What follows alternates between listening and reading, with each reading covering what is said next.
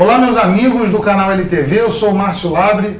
Nós estamos de volta aqui mais uma vez com um vídeo especial. Esse vídeo já é referente às nossas eleições de 2018.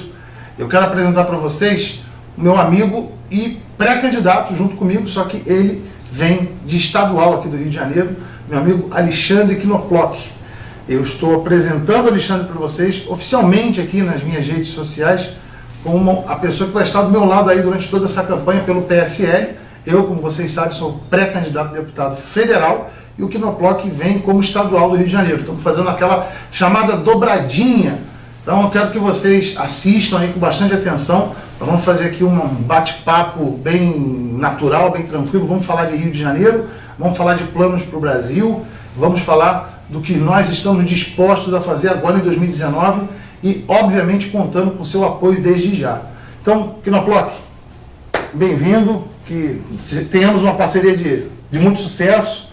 Vamos brigar aí, vamos correr atrás. E queria te perguntar o seguinte, meu amigo, para a gente começar a esquentar aí. A gente pode dispensar essa parte da situação em que o Rio de Janeiro se encontra. Todos nós estamos muito abalados, né? A população está sentindo uma desesperança muito grande. E o que nós viemos tentando fazer aí é acenar para a população do Rio de Janeiro que há esperança, pessoas capacitadas estão aí se aglutinando, como é o caso da nossa iniciativa. Você é uma pessoa extremamente capacitada, tem conhecimento de causa, principalmente na questão de segurança pública e de outros assuntos. Então eu queria que você falasse para o nosso público do canal, e uma boa parte do nosso público é do Rio de Janeiro, o que eles podem esperar do Knoploch deputado estadual em 2019. Márcio, primeiramente, obrigado pelo convite. Obrigado por permitir que nós venhamos a fazer essa dobrada. É uma dobrada para mim muito importante. Importante por quê? Porque eu considero você uma pessoa extremamente habilidosa politicamente, uma pessoa competente, né? E a gente quer estar sempre do lado de pessoas vencedoras, né? Bom, eu acho que o Rio de Janeiro e o Brasil, no modo geral, precisa que as boas pessoas entrem na vida pública. Hoje ninguém tem interesse de entrar na vida pública. Não tem interesse por diversos fatores, né? Na vida política, porque ninguém quer estar do lado desses bandidos que aí estão, né? As pessoas acabam se desinteressando pela política, acabam seguindo a vida privada, né? Na iniciativa privada, e não entram nesse meio, né? Então é importante que as pessoas com capacidade venham a participar da política, né? Entendam que se elas não estiverem participando, o Rio de Janeiro não tem solução, né? E o Brasil no modo geral. Então, eu sou judeu, né? Eu aprendi desde cedo que não existe mágica, existe trabalho. Sem dúvida. Sem trabalho você não chega a lugar nenhum. Agora, só o trabalho vai ser suficiente? Não. Vai ser necessário trabalho, vai ser necessário diálogo, vai ser necessário resiliência. É muito importante que se entenda que na política do Rio, a resiliência de conseguir negociar, de conseguir mostrar quais são as verdades, quais são as necessidades do Rio, é muito importante. Eu sempre falo que nós temos posições de direita, nós somos pessoas de direita, conservadoras, mas se você não dialogar com o outro lado, você vai ficar numa guerra de palavras. E guerra de palavras não vai tirar o Rio da situação que ele está hoje. Não, sim, você está completamente correto na sua avaliação. Eu quero só acrescentar o seguinte: sempre que eu tenho oportunidade, eu procuro mostrar para as pessoas, para que elas possam começar a diferenciar a política conceitualmente de políticos, pessoas físicas. São coisas distintas. A ação política, ela começa quando o nenenzinho nasce, chora, leva o tapa no bumbum e pede mamar, que é o peitinho da mãe dele. Ali já começou a fazer política, porque a política, na verdade, é a conciliação de interesses diversos. É quando você coloca lados opostos numa mesa ou numa condição de negociação, de olha, eu preciso disso, não, mas se eu te der isso tudo, eu vou ficar sem isso, então esse pouquinho aqui resolve, esse pouquinho aqui, um cede daqui, outro cede dali. Então, a ação política, digamos assim, analisando ontologicamente, a ação política é inerente ao ser humano. Desde que o ser humano nasce e respira, ele precisa de política. O problema é que as pessoas confundem, acham que política só se atribui à atuação de cargo eletivo por meio de voto. E isso é apenas um elemento que compõe a política de um modo geral. Tudo na vida praticamente é política. O cara quer paquerar na garota, quer namorar, ele vai fazer um monte de política. Ela gosta de bombom, vou comprar um bombom para ela. Ela gosta de cinema, leva ela no cinema. Você está fazendo política, meu amigo. Então, o que a gente faz quando a gente vai para esses ambientes é simplesmente fazer o que é impossível toda uma população fazer. Você imagina, o Brasil tem 200 milhões de habitantes.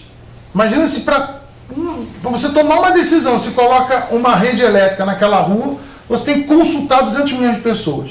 Imagina para você fazer uma distribuição de água, para você prestar um serviço público, você construir um hospital, você tem que consultar o tempo inteiro 200 milhões de pessoas.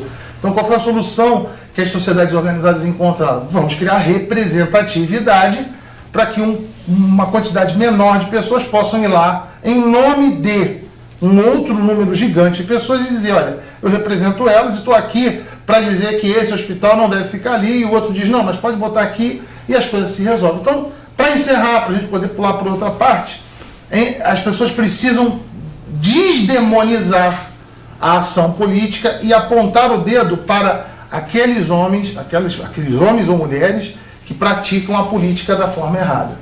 Dito isso, meu amigo, nós temos que falar do Rio de Janeiro.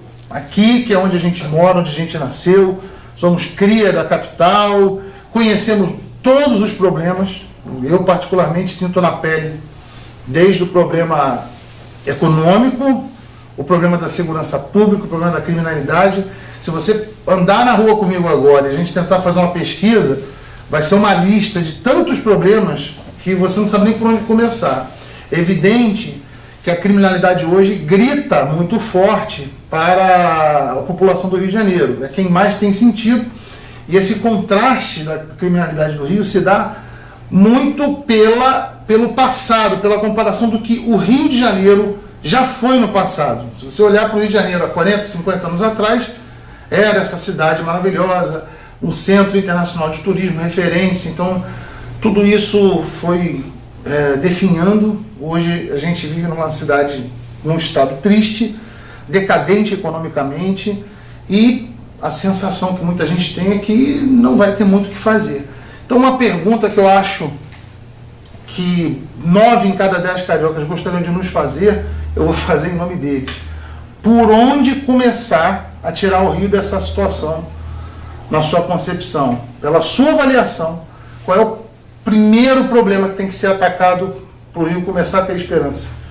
Márcio, tu sabe que você falou agora de turismo? Londres recebeu em 2017 12 milhões de pessoas. O Brasil inteiro recebeu 7. Alguma coisa está errada. Né? Assim, eu conheço Londres, é uma cidade belíssima, mas a gente tem aqui pelo menos 7 cidades mais bonitas que Londres. Né? Então isso deixa claro que não existe projetos na área turística que tragam e incentivem o turista a vir para cá. E não é só por causa da criminalidade. Porque o turista vai a outros lugares que têm criminalidades altas. Então, você tem uma falta, sim, de estrutura e de projetos. Bom, voltando ao Rio. A gente ouve falar de muitos problemas no Rio, só que nós temos que ter foco. Não dá para falar de qualquer problema no Rio hoje sem pensar o seguinte: bom, vamos falar de Previdência? Vamos, mas hoje tem alguém, neste momento no Rio de Janeiro, está tomando um tiro na cabeça. Vítima de um latrocínio. Sem dúvida. Alguém hoje no Rio de Janeiro não tá podendo dar o que comer aos seus filhos, oriundo do desemprego, que está altíssimo no estado do Rio de Janeiro, um dos estados com maiores índices de desemprego. Então, o Rio de Janeiro precisa hoje de segurança pública e de geração de emprego. Mas como fazer isso? Vamos lá. Primeira coisa que a gente tem que entender é que segurança pública tem 3 pilares: pré-polícia, polícia e pós-polícia. O que é o pré-polícia? É antes de um crime ser cometido. E como você consegue evitar que um crime venha a acontecer? Lá na base estudantil, você tem que começar, já que hoje, pelo menos 80% das crianças estão na escola, você tem que começar a identificar os possíveis criminosos, através de estudos de criminologia. Né? Mas você vai isolar essa criança? Não! Você tem que mostrar para essa criança o seguinte: existe um mundo de opções para uma criança. Um mundo de opções. Se você perguntar a criança com 5, 6 anos, ela não quer ser bandido. Ela vai falar que quer ser astronauta, ela vai falar que quer ser bombeiro, vai falar que quer ser N coisas. Né? Só que essas crianças não têm os sonhos alimentados, seja por parte na sua família, ou seja na educação. Né? Então essa criança ela vai crescendo sem nenhuma perspectiva. Para você ter uma ideia, as UPPs hoje, quem dá aula de reforço escolar, aula de esporte, aula de música, são os policiais das UPPs. Olha só. Não é a Secretaria de Esporte, não é a Secretaria de Assistência Social, são os policiais. Iniciativa deles mesmo. Né? Exato. Porque eles entendem o seguinte: se essa criança não fizer um esporte, não alimentar o sonho dela de ser um jogador de futebol, de ser um lutador, de ser um músico ou qualquer coisa do tipo, ela vai se tornar uma criminosa. Então a gente falha na pré-polícia, a gente falha no segundo pilar de polícia. A polícia hoje não tem respeito.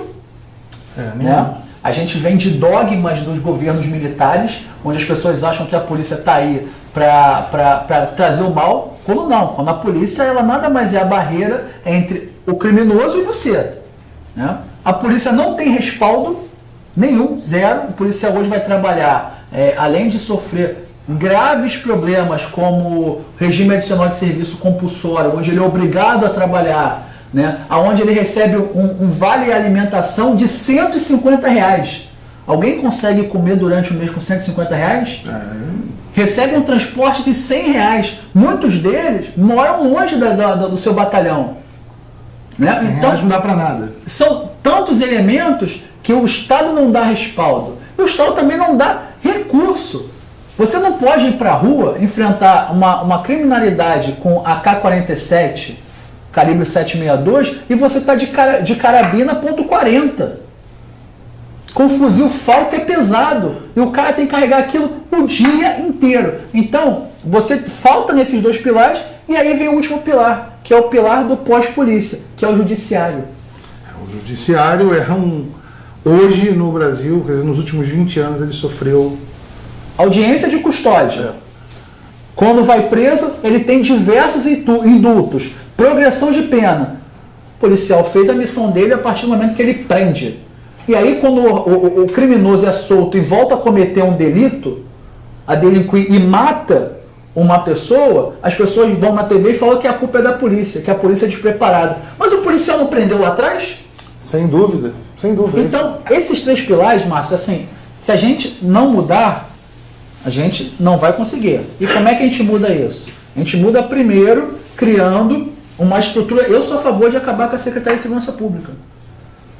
Secretaria de Segurança Pública nada mais é que uma máquina de moer dinheiro. Ponto. Não precisamos. Precisamos de uma Secretaria de Polícia Militar, onde o comandante da Polícia Militar é um secretário, o chefe da Polícia Civil é um secretário, e criar uma secretaria de serviços compartilhados. O que é isso? A Polícia Civil tem hoje helicópteros, a Polícia Militar hoje tem helicópteros, o bombeiro tem helicóptero, todos eles têm helicópteros, por exemplo, que poderiam ser compartilhados. E cada uma gasta uma fortuna. Vários centros de custos diferentes. Com vários centros de custos, podendo ser um só. Por exemplo, papel A4. Papel A4 poderia ser papel para todas. De uso, aliás, de todas as repartições. De todas as repartições. Vou te dar um outro exemplo que acontece em poucos estados, mas no Rio de Janeiro isso deveria mudar. O ciclo completo de polícia. Hoje um policial que prende um usuário de drogas, que está cometendo uma contravenção, tem que levar para a delegacia. Para a delegacia mandar para o GCRIM. Está errado. Qualquer ação de GCRIM não tem que ir para a delegacia. O próprio policial pode autuar ali, despachar para o GCRIM e ponto, não precisa ir para a delegacia de polícia. Mas existe um lobby hoje muito forte dos delegados de polícia judiciária, polícia civil, que querem que tudo passe pela delegacia. Que, ao meu ver, está errado, se torna uma máquina ineficiente e a gente não consegue andar. Fora, não temos tecnologia hoje, a polícia não tem tecnologia, não consegue fazer convênios com instituições exteriores, seja Israel, seja Estados Unidos, que existem tecnologias boas que a gente não utiliza aqui. Então, por tudo isso... A gente tem um longo caminho, alguns deles provavelmente vão custar recursos públicos, outros com criatividade. Não, se tiver uma boa articulação e criatividade, acredito que viabilizando amparos legais aí adequados para você trazer a iniciativa privada para se conveniar, aquilo que chamam hoje de PPPs, né? Poderia colaborar nisso e não lesar ainda mais o erário público, que, além de todos esses problemas que você relata, é um componente que deve ser bastante precificado nessa equação. Por que eu digo isso? Porque eu tenho mais ou menos os números do orçamento do Rio de Janeiro e eles são assustadores, né? Então, por exemplo, a gente tem, em 2017, eu tenho bem guardado aí o fechamento do Rio. O Rio teve 62 bilhões de arrecadação e gastou 67 bilhões. Então teve um déficit de 5 bilhões na arrecadação total e despesa total. Desse montante, 50 bilhões é custeio de máquina, que aí você coloca nesse pacote, aí, nesse combo, ativos e inativos e máquina pública, né? As despesas de prédios e conta de luz. Sobraria 12, mas na verdade foi 17, além do que já é o custo para a máquina existir. É como se a gente pode comparar isso, se a gente quiser fazer uma analogia, com um cara que pega um cigarro e só uma parte do cigarro é que ele vai fumar, o resto ele não pode fumar porque está sendo para manter a estrutura do cigarro. Então, quando você chega num ponto, que é o que nós estamos vendo hoje no Brasil, aquela velha dicotomia em que o Estado deixa de servir a sociedade para se servir dela, que é o ponto em que o Brasil está hoje, a gente tem aí uma dificuldade financeira. E quais são os caminhos que você tem? Ou você vai para o mercado pegar dinheiro emprestado, aumentar endividamento de longo prazo, ou você gerar receita. Aumentar imposto é um caminho que não tem mais muito para onde conversar. O Estado do Rio não tem autonomia para emitir títulos da dívida, enfim, ele vai ter que buscar junto ao governo federal, que só ele tem essa prerrogativa. Mas o fato é que o Rio de Janeiro demonstrou em 2017 que tem um problema de caixa, um problema de entrada e saída que é deficitário, e o Rio não tem a mesma condição do governo federal. De a hora que der problema, vai lá, imprime dinheiro ou emite título da dívida pública. Tivemos uma queda abrupta dos royalties do petróleo, eram muito altas essas receitas, aliás, ela equilibrava esse fechamento de contas. E aí o que a gente tem hoje é o seguinte: desses 50 bilhões, e aí é um assunto bastante delicado, onde você paga a máquina, ativos e inativos, você tem uma questão que ninguém quer conversar, ninguém fica falando sobre isso, porque ou perde voto ou vai arrumar uma encheção de saco, que é mexer com a questão do funcionalismo. O cara tem estabilidade, não pode ter, nem só ser demitido aqueles que não trabalham, que não produzem, que são ineficientes, e nem pode ter seu salário reduzido, porque existe uma lei que não prevê os direitos adquiridos não podem ser retrocedidos.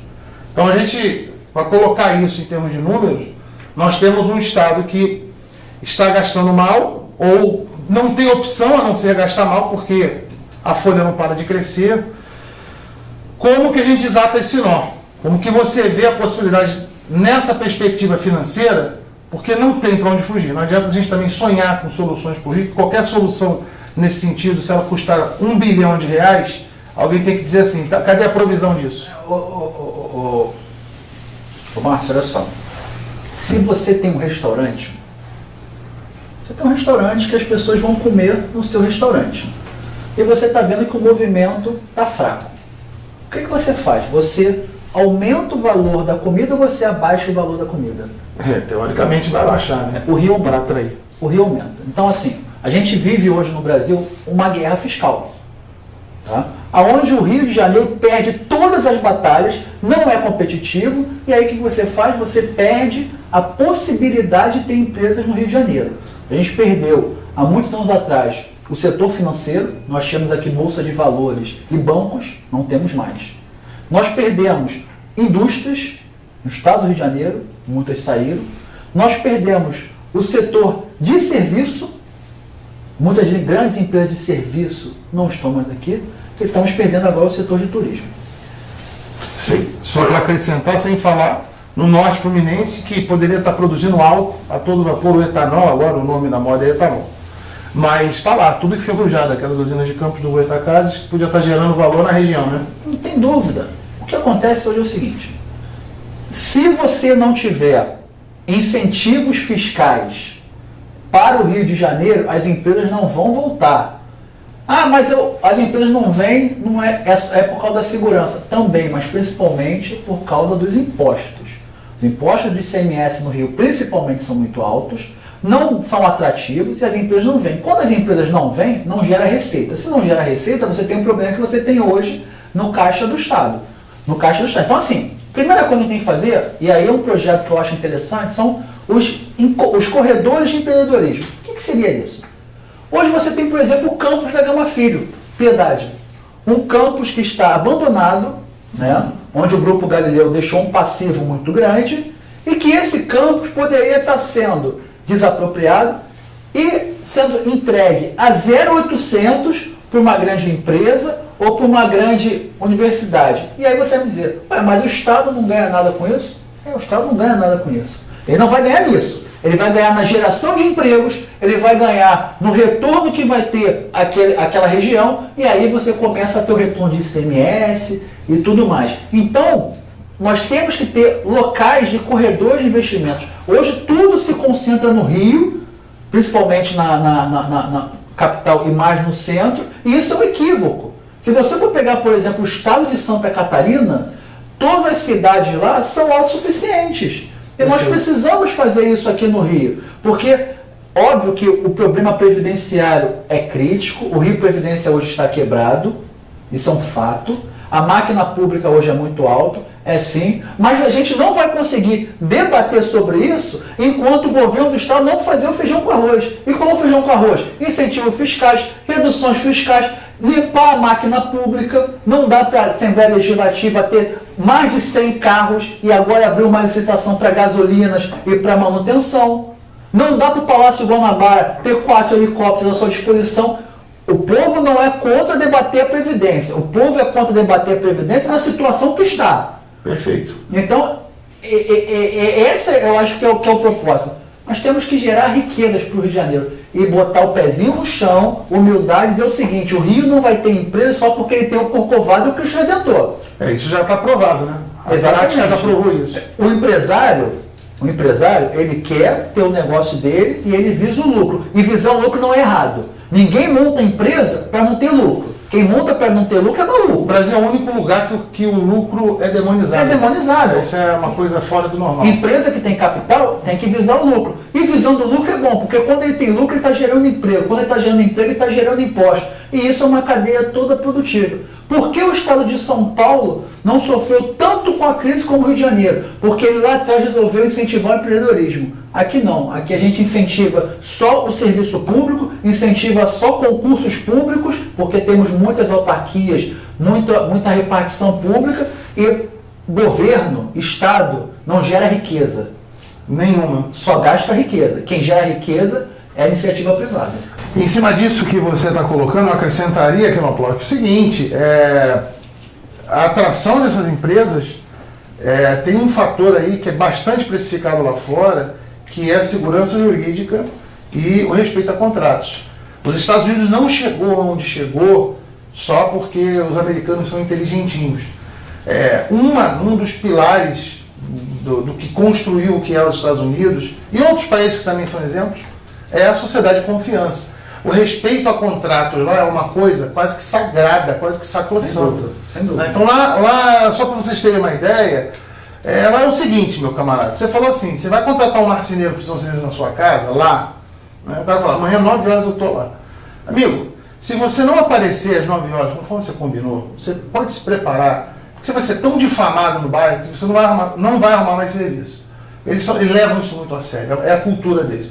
Assumir o compromisso vai até o fim. Porque no Brasil, não, peraí, vamos rever, o cara não aparece, aí o cara te liga, eu dor de barriga, eu não fui, isso não sei.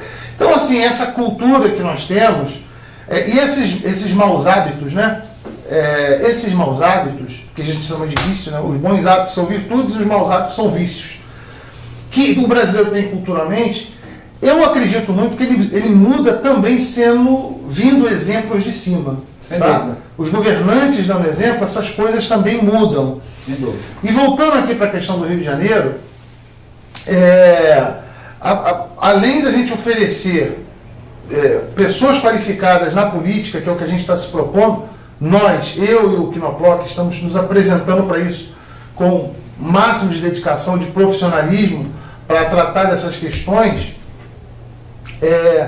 A gente precisa sinalizar para o mercado nacional, investidores nacionais e internacionais, que a política vai ser renovada e vai ter um tratamento próximo de gestão, né? Próximo de boa gestão, até para que esses novos negócios, esses novos fomentos possam vir para o Rio de Janeiro e que a gente retome um passado, eu não estou falando de saudosismo não, para que a gente possa chegar pelo menos a uma condição que a gente estava em 1980, na década de 80, onde o Rio ainda respirava. Hoje o Rio está como é que se diz?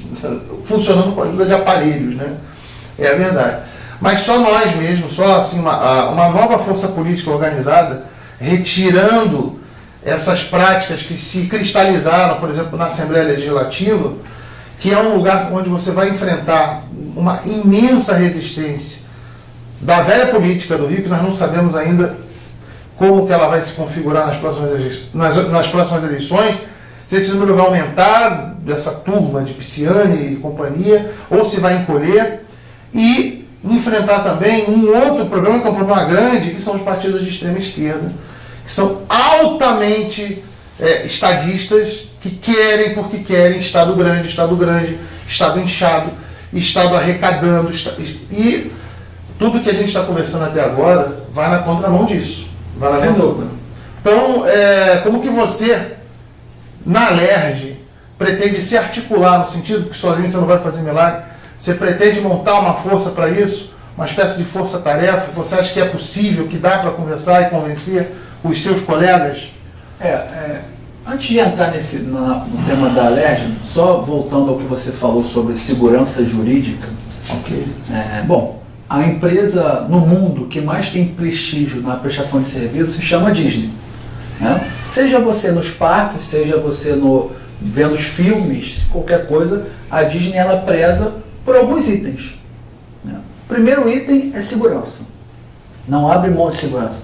Seja a segurança de pessoas no seu parque, se está escrito lá 1,30 m, se você tem 1,29 m, você não vai entrar.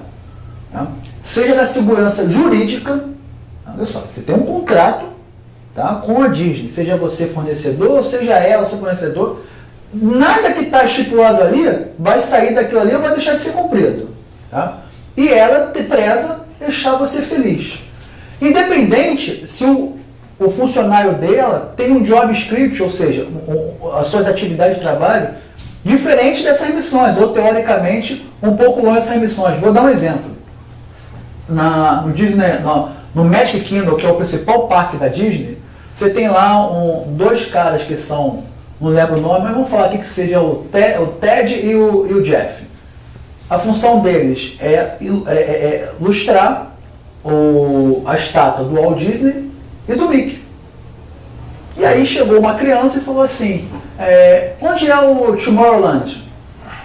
Aí o Ted perguntou pro Jeff, vai você ou vou eu? Aí o Jeff, vai você. Ele foi lá no carrinho dele ali de limpeza, pegou um pano, pendurou aqui, amarrou como uma capa, pegou a vassoura, botou outro pano assim, e foi como se fosse um líder de escoteiro até as crianças levando o Tomorrowland. Era a função do Ted fazer isso? Não. Mas qual era a missão da Disney? Deixar as pessoas felizes. Então, assim, qual é a missão do Estado brasileiro? A missão do Estado brasileiro é, de alguma forma, servir a sociedade. Só que o Estado hoje não serve a sociedade porque os seus funcionários públicos estão dentro ali de uma caixinha. Ah, esse aqui não é meu serviço, eu só faço isso, só faço aquilo, e o Estado não anda. O Estado não anda. Então, assim, a gente tem que primeiro começar a mudar os pensamentos. A Assembleia Legislativa, eu acho que o primeiro momento que nós temos que fazer, primeiro dia de mandato, é ver quem são os eleitos, né? Eu acho muito difícil dialogar com a extrema esquerda, muito difícil, mas ela não é maioria na casa. Então pegar partidos de centro, partidos de direita, e perguntar assim, vem cá, qual de vocês aí sabe fazer o quê? Ah, eu sei fazer isso, eu sei fazer aquilo, eu sei fazer isso, eu sei fazer... Qual teu know-how é esse? Esse, beleza. Então a primeira coisa que a gente tem que pensar aqui é o seguinte, nos unirmos para eleger o presidente da LERJ. Não dá mais para o presidente da LERJ ser os mesmos tipos que era até hoje. Porque a gente vai precisar de um presidente para garantir as pautas. Exatamente. Né? E segundo, entender o seguinte, guerrinha de palavra não faz política e não leva a lugar nenhum. Ah, mas porque você é a favor do aborto, eu sou contra o aborto. Legal, deixa aqui, ó, o nosso amigo lá no Congresso decidir sobre isso. Exatamente. Todo mundo sabe que eu sou armamentista. Todo mundo sabe, eu sou atirador, eu sou a favor do porte de arma a todos. Só que isso não é função minha. Não adianta porque não tem deliberação para isso no Estado. Isso é função sua. Exato. E eu não vou gastar o dinheiro público, porque toda vez que eu abro a boca para debater alguma coisa em plenário, eu gasto dinheiro público, porque o HH está sendo pago pelo dinheiro público. A gente tem que pegar essas pessoas e falar, gente, vamos trabalhar? Sério, então quais são os nossos problemas hoje aqui mais graves? Segurança pública e geração de emprego. E fazer uma força-tarefa, eu já de cara eu proponho, sempre meu dia uma força-tarefa forte, tá?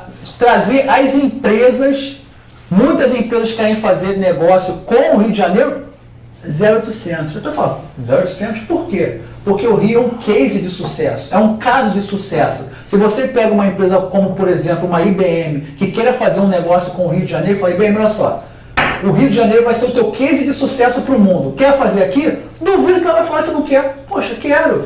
E aí você começa a fazer de forma propositiva uma agenda boa e uma agenda que consiga trazer resultados para o Rio de Janeiro dentro da LERJ. Sem dúvida. Sem falar que empresas que a gente pode chamar de âncoras, né, elas acabam trazendo outras, né, e a coisa vai numa crescente, né. Isso aí, eu achei fantástico, até o fato de você falar de uma força-tarefa na LERJ, que eu já tenho visto aí muitos pré-candidatos falando sobre o que pretende fazer, mas eu vejo, de fato, eu reconheço que uma boa parte continua preso aos clichês de, como você disse, contra isso, a favor daquilo, em defesa disso. Bom, a questão é a seguinte, o cidadão do Rio de Janeiro, que está com uma árvore caída lá na rua dele, que tem um buraco lá que o carro dele caiu, ele quer saber o seguinte, quem é que vai resolver ter esse buraco? Exatamente. Né? O cara chega no hospital e não tem Novalgina, para ele tirar uma dor de dente, seja lá o que for, ele não vai querer saber se o diretor do hospital é de direita, é de esquerda, se é de centro, se é de cima, se é de baixo. Nada disso faz diferença para o cidadão. É evidente que as discussões ideológicas, como nós defendemos, nós estamos num polo ideológico conservador, por uma série de razões que o canal já levou para vocês, que você já defendeu nas suas redes, mas quando a gente vai para a questão prática, essa é a hora de resolver. É a hora de resolver. Não passa ônibus naquele bairro, o pessoal quer que resolva. Né? Não tem transporte decente, não tem assistência naquele bairro. Quem vai resolver isso? E aí não adianta discurso, não adianta dizer, voltar no tempo e dizer como que foi construído o cristianismo, como é que nós trouxemos. Mas segundo São Tomás de Aquino, porque segundo Robespierre, porque não adianta entrar em questões históricas. O que a gente precisa é o seguinte,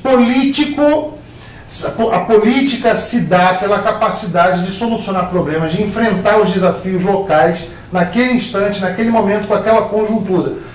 Quem quer ser intelectual, eu vejo muita gente que confunde intelectualidade, ir para a academia, fazer o estudo filosófico, seja o que for, é lá que você tem que ficar. E a gente vai trabalhar também para que a academia seja receptiva às grandes mentes.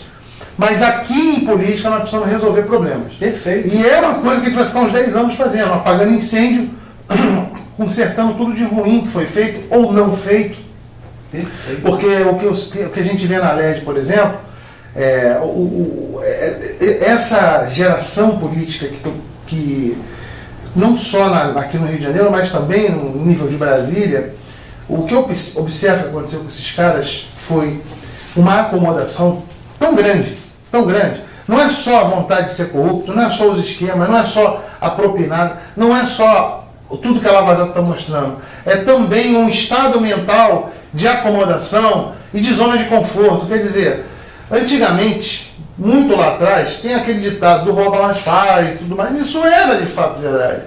O camarada assumia um governo e ele tinha muita vontade de exterminar aquele governo, deixando a marca dele, mostrando serviço, ou seja, construindo viaduto, seja fazendo linha de trem. O cara tinha vontade. Hoje você vê essa geração de políticos recentes, eles são, assim, completamente insossos, sem vontade de fazer nada, não tem projeto de país. Não. E a coisa está degringolando e continua assim, sem agir, parece que está todo mundo anestesiado.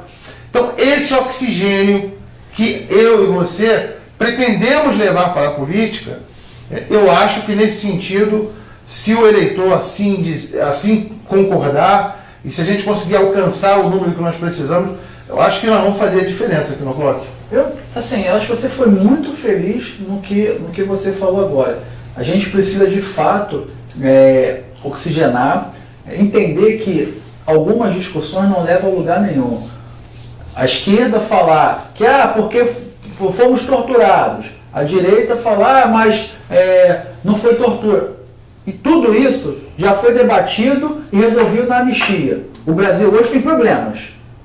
O Brasil tem problemas, temos que resolver os problemas. Exato. O Rio de Janeiro, a gente não tem projeto de Estado, temos projeto de governo. Vou dar um exemplo. Eu sou totalmente contra Antônio Garotinho, ok? Ok. Só que ele fez um projeto chamado Delegacia Legal e Jovens da Paz, que são bons projetos, que não deveriam ter sido extintos. Foi extinto. Vamos continuar.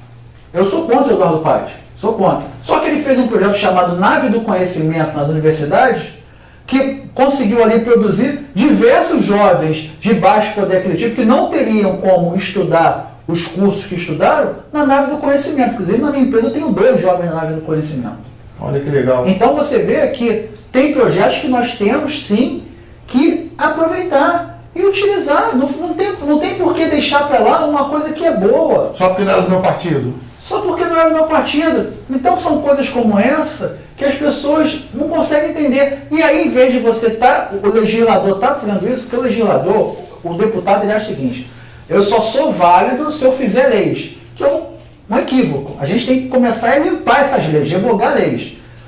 Câmara dos Vereadores do Rio fez uma lei que proíbe canudos. Proíbe canudos. Porque um dia viu no Globo Repórter que os canudos entram nos orifícios das tartarugas. Beleza, só que é o seguinte: você chega num lugar, não tem canudo, que o cara te dá copo plástico. O que tem mais plástico, o copo ou o canudo? O cara que não tem braço, tetraplégico, ele bebe como? Isso vira um vício, isso é uma sanha. É uma sanha de querer. Isso não para, tá? Isso não tem fim. Quem vai botar freio nisso é a nova legislatura. Porque esse pessoal que está aí hoje legislando, ele já não tem mais... Mas, Márcio, veja, a maioria da Câmara de Vereadores, por exemplo, é do PSOL? Não é. Não. Então, esse é outro problema. Alguém teve essa ideia idiota, conseguiu a assinatura de outros vereadores, o presidente da Câmara botou para votação e a maioria dos idiotas, porque, me desculpa, são um bando de idiotas. A maioria, eu vou dizer para você, vou responder aqui já até adiantando. O problema é que o PSOL faz um aliciamento extremamente habilidoso na base da chantagem emocional. E como a gente tem uma Câmara de Vereadores e uma Assembleia Legislativa, que na verdade são pessoas bastante medíocres do ponto de vista de noção de relação de poder, muitos eles estão preocupados em definir esquemas de nomeação e de alguma coisa relacionada à propininha de licitação, e eles não dão a mínima. Enquanto isso, o pessoal está fazendo política. Então o pessoal chega e alicia: olha, é canudo, vai fazer bem, é ecológico. Então o cara que não está muito ligado no que está acontecendo, ele falou, isso aí é bom. Se eu falar que eu defendo a ecologia, é bom, vou votar com ele. Do que fizeram também com o negócio da Marielle, botamos 5 leis delas que são esdrúxulas. Então assim, para que isso não continue acontecendo, eles deitam e rolam, nadam de braçada, é preciso que a gente faça frente a isso, porque a maioria fica inerte, não está nem vendo que a agenda deles avança.